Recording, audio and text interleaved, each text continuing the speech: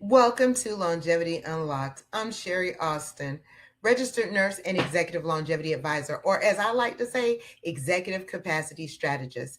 And this podcast is for leaders who refuse to trade their health, clarity, or decision quality for success.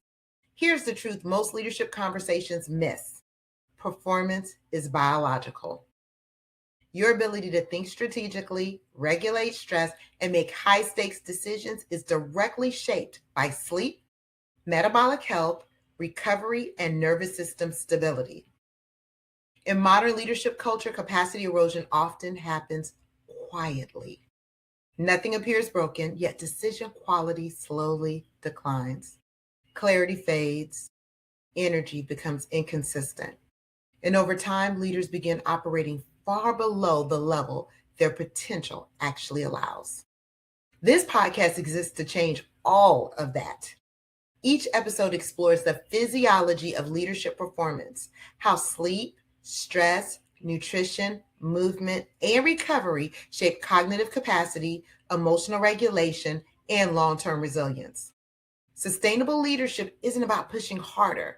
It's about protecting the biological systems that make high performance possible. If you're a leader who knows there's more available, more clarity, more energy, and greater strategic depth, you're in the right place. Let's unlock it. Each week on Longevity Unlocked, we explore a different dimension of leadership capacity. This week, we're discussing sleep as executive judgment, the leadership reframe.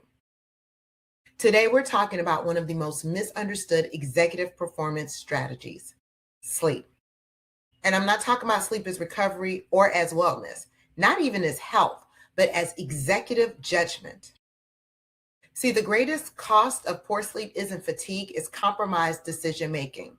And today we'll explore why sleep is actually leadership infrastructure and why the highest performing executives treat it like a strategic asset rather than discretionary downtime.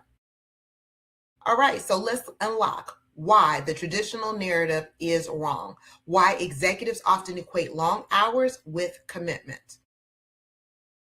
And I'll tell you why, because we're still in that hustle culture. We celebrate exhaustion.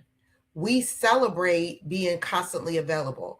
There's no one's giving out brownie points in organizations for getting rest, for saying I have specific boundaries. And at 5 o'clock, I'm not answering any calls. I'm not an on-call ER doctor or a surgeon, so I'm not going to be answering emails, or I'm not going to be looking at this, or I'm not going to be documenting or doing extra stuff outside of work hours. Once work is done, I transition into my home life. That's never celebrated. What's celebrated is the corporate leader who is at the office when the house, when not the housekeepers, I'm sorry, when the cleaning crew comes in and they're still there and they're the first ones in the office before the secretary is there. That's celebrated. The executive who rolls over in his sleep to answer emails, that's celebrated. And all of that is interrupting patterns that interrupt your sleep. So we're going to talk about why sleep has historically been viewed as optional, because we live by the mantra, I'll sleep when I die. Well, that's optional. If I could take sleep out of my day, you know how much more I can get accomplished, because we're acting like we're human doings, human robots, and not human beings. So let's talk about a new framework about sleep is executive capacity, cognitive readiness, and judgment protection.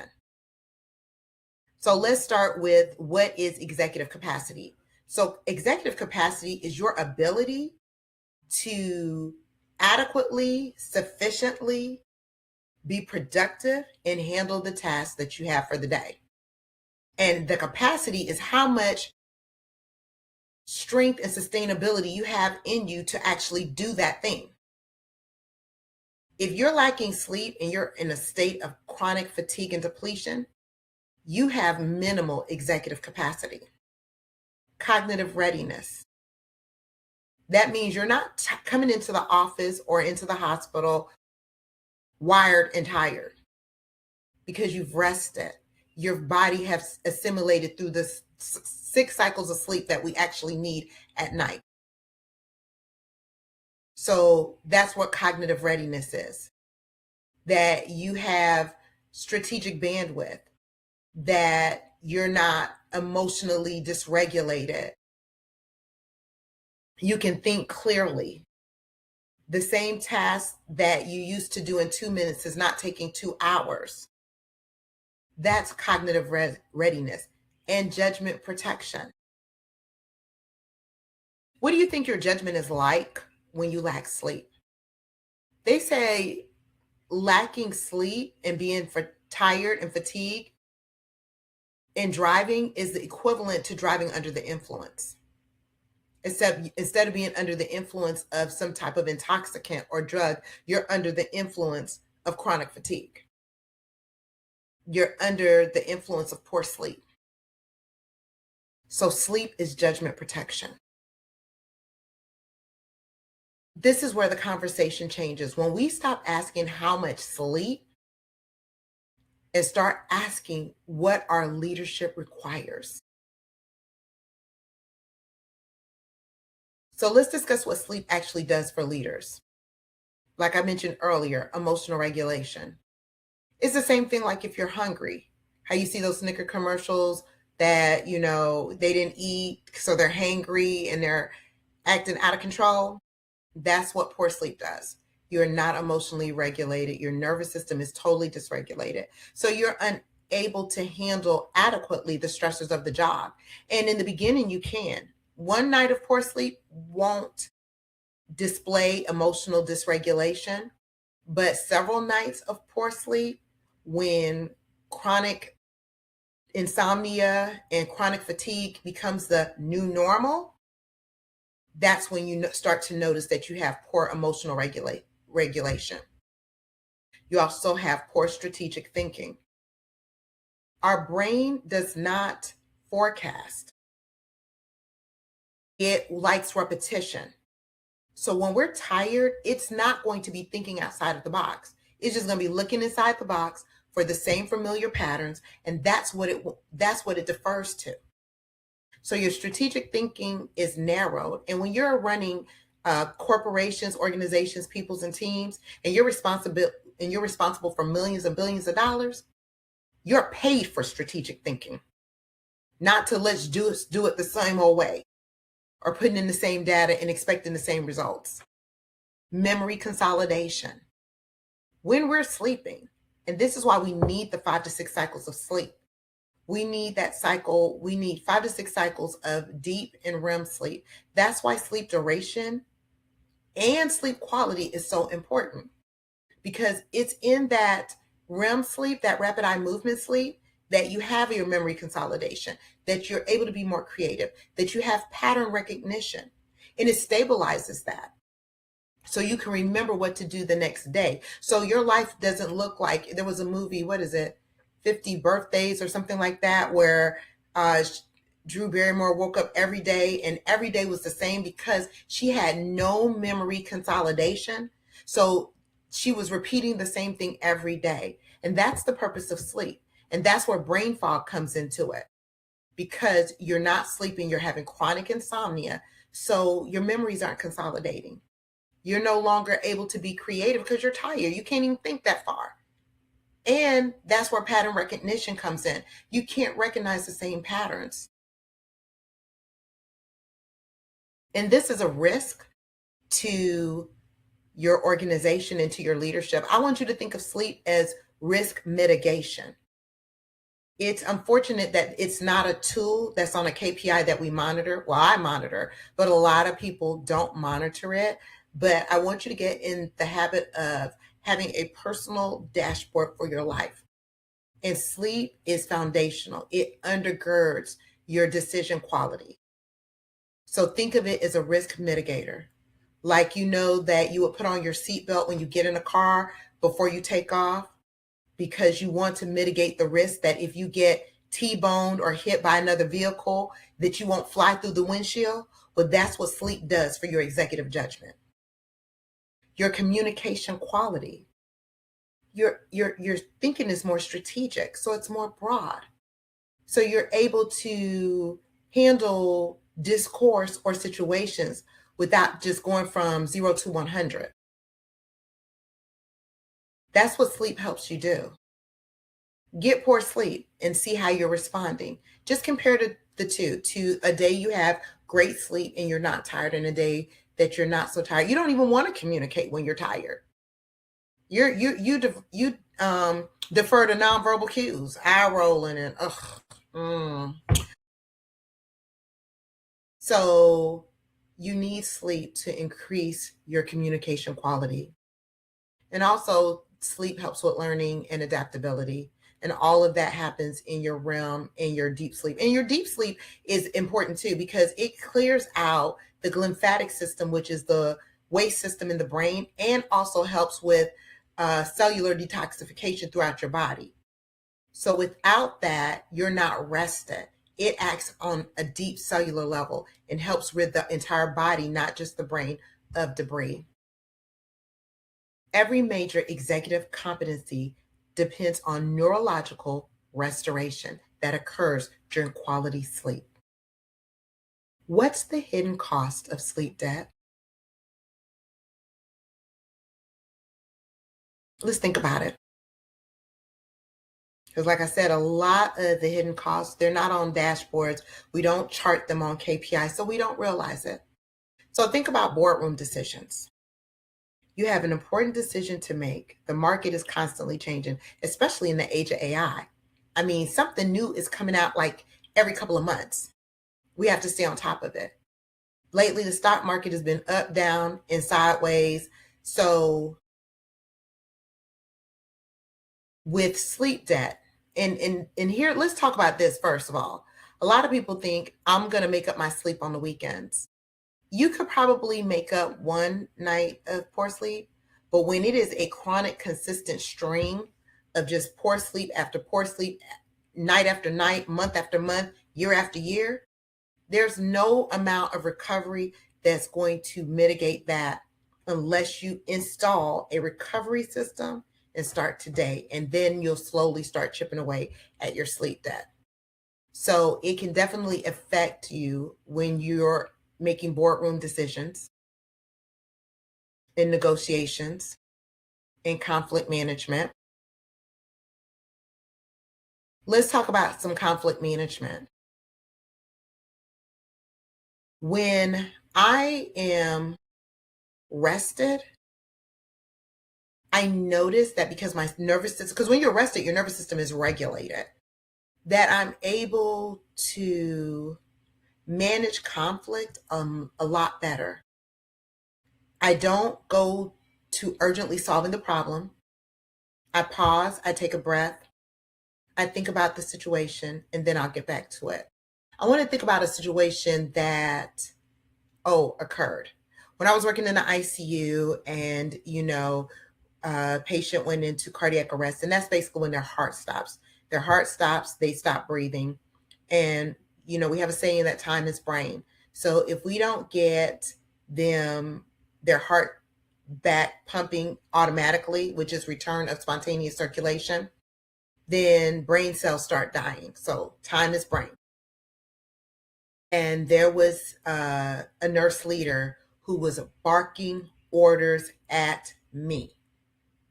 If I was dysregulated, I would have forgot that the priority was to save this patient's life and would have stopped what I was doing to bark back orders at her. It was totally inappropriate. But I focused on the task at hand, which was saving this patient's life. When I was done, and after our debrief, because we always do a debrief after a code blue, just to see what happened, what led up to it, what we could have did better, that I pulled her to the side and I was able to, have a conversation with her about her response and her interaction with me during that situation. But if I was tired, I would not have been thinking about what the bigger picture was. And that could have ended fatally for the patient who's lying there depending on our good judgment to save their lives. Poor sleep can happen with hiring decisions. sometimes a candidate would look good on paper. They're checking all the boxes, they have all the educational requirements, but then in that 90-day, you're missing red flags. They're looking a little pinkish to you, but you're letting it go, you're letting it go, you're letting it go, because you don't have the bandwidth to stop and say, you're just missing the flags. Yeah. Yeah, this candidate looked good on paper, but now that I'm watching them, they're not really a team player. You know, there's no I in team, and they don't seem to realize that. Their discourse is a little bit harsh with their team members. Maybe not with the senior leaders, but definitely with the team members. They're breaking down the cohesiveness of the team that we already have here. But you're not seeing that because you just want to get the work done. So you're deferring to urgency. Crisis leadership, like I said, working in the hospital and working in ICU environments, this is imperative, because I've worked with some leaders who are, resumes, chef's kiss, impeccable, super intelligent, but their people skills are sorely lacking. We see this a lot with our surgeons. Excellent in their craft and what they do. Bedside manner is god awful.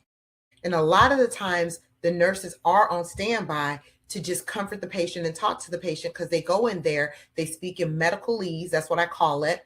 So they're throwing out all these medical terms like the patient in the bed has had the 16 to 20 years of education that they had, and then they just run out the room. And then we're stuck there trying to explain, what they want or what'll be best for them. And they don't have the ability to slow down and put themselves in that patient's situation. They're not medical. So everything you say to them is scary. It is big picture. They see the boogeyman. They don't even hear what you're saying. But when you're already tired and you're already operating in urgency, and a lot of them are, unfortunately, the ones that are good at what they do, they probably just came out of a 15-hour surgery. So they're already stretched to the max. So they really don't have the bandwidth to sit down with the patient and hold their hand and explain the situation. But it's necessary, because you're now telling me that you're going to put me under some type of sedation and cut me open, and you're not even giving me 2 minutes to answer questions. To ask questions and get a sufficient answer. But you can't think like that if you're already stretched thin and you're tired. You have no capacity for innovation, thinking outside of the box. And we got to think about what kind of culture are we displaying in our corporate environments, in healthcare environments, when we're constantly tired. Because culture is not what you hear, it's what you see. And we're humans, we run off of frequency and vibes, whether we consciously acknowledge it or not. So you may not say out of your mouth, I want you to be available 24 hours a day, 7 days a week. When I say jump, you say how high. There's no rest for the weary. We'll put rest on your obituary. But that's what your actions are saying. So that's the vibe that they're picking up. And do you have a transitional ritual? When you leave work, what is your transition ritual for home? Like for me, I get in the car, I listen to my podcast, or I'll turn on some music. That automatically tells my body that work is done. We are shut down for the day. We are not taking any more calls. Nothing is an emergency. I now need to go home. I don't need to come home to my significant other barking orders at him. I need to come home and de-stress and be peaceful and create a peaceful environment for him also. So we have to realize that poor sleep affects our relationships at home. And we have to understand that, yes, work is our livelihood. That's probably how we get the bulk of our financial accruement or our finances. But we also have to realize that our home is our sanctuary. That's our peace. And you can't always control what happens on the job, especially if you don't own the company and you're not in a senior level or management, but you can sure control what happens at your home. Are you creating peace or war? And if you're getting poor sleep and you're tired and you're overdoing, I can tell you, you're operating in war in a wartime, and you've just turned your relationships in your home into a war zone. One of the greatest risks of sleep deprivation is that people often lose the ability to accurately judge their own impairment. It's kind of like someone who's intoxicated, but they don't even realize they're intoxicated. But everybody else can see that they're intoxicated. And especially when they are functioning in substance uh, abuse or substance disorder. They're functional enough to do the things they need to do in their lives, but they're unaware of the impairment and how it's affecting everybody else. Sleep loss is a hidden leadership liability. Here's the executive reframe. Instead of asking, how little sleep can I survive on? And that used to be my big question. I used to say, oh my gosh, if they had, for those of you who have never had surgical procedures done, um, propofol, or as it's known colloquially as the Michael Jackson drug, is not a narcotic, it's a hypnotic. So what it does is it puts you to sleep very quickly and wakes you up, but you actually feel rested. That's the paradox. And I used to say, oh, if they had a pill like that, oh, it'd be great. I could sleep for 1 hour, my body will feel rested for 8, and I can get so much more done. But that's the paradox. That's not true. The reason why we need the length of sleep that we need is so the body has time to clear itself of metabolic waste. So I may feel rested, but my body hasn't been able to do the job of cellular detoxification. And I think that when we get into these leadership roles, we are high, and especially with high achievers, we want to get everything done. We want to do everything at a high level. And we're not thinking about what the effects it's doing to our bodies, because we are human beings, not human doings and robots. So the question is not how much sleep I can survive on. It's what level of cognitive performance does my leadership responsibility deserve? That's how I started thinking. I got rid of all of that. Now I look at my schedule and it's what are the priority things that need to be completed today? And do I have the capacity to complete them? And if I don't, what do I need to do to increase my capacity in order to complete them? So here are some practical leadership principles. Protect your sleep before protecting your inbox. I schedule my sleep. I schedule my routines. They are non-negotiable. I set boundaries around them. I have a sleep time routine. An hour before sleep, I don't have on any TV. Like I said, I can get, because at night I'm a little bit more tired, I have more decision fatigue. I don't want to write in my journal. So it's easier for me to voice note into my digital journal. So I put on my Blu-ray blocking glasses so that the Blu-ray doesn't disrupt the melatonin in my body. And I just put it on anyway to block out any of the light. And because like lately I've had to go to bed very early before the sun sets because we're on daylight savings time, I need those Blu-ray blockers on to tell my body it's time to start going to sleep now, even though the sun hasn't set yet. Build evening routines that support your next day judgment. And like I said, mine is non-negotiable. I start winding down. I take my sleep supplements, my glycine, my glycinate, my L-theanine. I'm listening to some meditative music or a calming podcast. Then I, do my normal, take a shower, deregulate, but that tells my body, okay, it's time to get into sleep mode. I will read if I have an opportunity or a chance to read, journal, and then I go to sleep. It's lights out. Treat sleep as part of your leadership operating system. And it is. I notice how much more productive and efficient I am when I have gotten good sleep. Tasks that would normally, it feels like, oh my gosh, this is going to take forever. I'm completing in a couple of minutes because I'm recovered. I'm on go mode. It's like operating with a full tank of gas. You want to remember that longevity and leadership performance reinforce each other.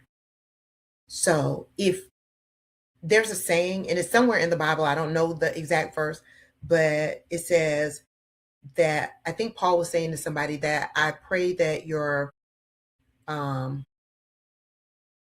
soul prosper as your health prospers.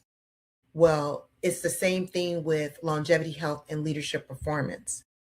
If your health is poor, you've just cut off your leadership performance. There was a study that I read that said that 50% of leaders whose succession is halted immediately is due to health deterioration. 50% is due to health deterioration because that sleep when I die and the chronic decades of insomnia, poor nutrition, not movement, it is now caught up with you. And a lot of these chronic diseases, they call them chronic because they start off real quiet. And a lot of times we ignore the whispers because it's so benign. Oh, I got this little tummy ache. Well, nobody's running to the doctor for a tummy ache. I'm a nurse and I'm not running to the doctor for a tummy ache. I just haven't been sleeping good. A lot of times, unless it's impairing them in another way, most people don't go to the doctor for that. Most people don't have time to sit down and eat. They don't meal prep, so they're just shoving garbage in their mouth. You know, it was a thing maybe 20 or 30 years ago, and maybe too because you didn't have two income households either, where the table was set and everyone ate around the dinner table. Now, dinner is whatever drive-through is close by, and that's what dinner is. And it's a lot of times may not be the most healthiest choice. It may be the quickest, but definitely not the healthiest. So years and decades of that halts your leadership because your health is deteriorating. The leaders who create lasting impact don't simply work harder, they protect the capacity that allows them to think clearly, lead wisely, and make better decisions consistently. That's what you're paid for. Your strategic thinking, your decision quality. You want to be a leader. You want your leadership to be sustained over decades, not over quarters, not over a couple of years. Sleep is one of the most overlooked investments in executive performance. When most people hear of leadership development and executive performance, it's what's the next app? What's the next AI agent? And let me tell you, all of that is great. It saves you time. But if you're not getting the foundational pillar, which is sleep, that undergirds all of that, you can have all the productivity apps in the world, you can have every AI agent, but you still have to have decision quality and eyeballs on all of that in order to perform your job strategically and efficiently. So again, the question isn't whether you have time to sleep. The question is whether you can afford to lead without protecting your judgment. Just want you to think about that for a minute. If today's episode challenged you in the way you think about leadership performance, I'd love to invite you to join the executive longevity community. Inside, you'll receive practical leadership and longevity resources, evidence-based education, implementation guides, exclusive content, and access to the Executive Longevity Lab, where we turn cutting-edge science into practical strategies for executives who want to lead at a higher level for decades to come. While you're there, download the Executive Capacity Audit to evaluate the key dimensions of your executive performance and resilience. And if you're ready for a personalized strategy, book a strategy call with me. Together, we'll identify the highest leverage opportunities to strengthen your executive capacity, leadership performance, and long-term longevity. Until next time, I want you to remember longevity isn't about adding years to your leadership, it's about adding leadership to your years through stronger capacity, better judgment, and sustainable performance. Until next week.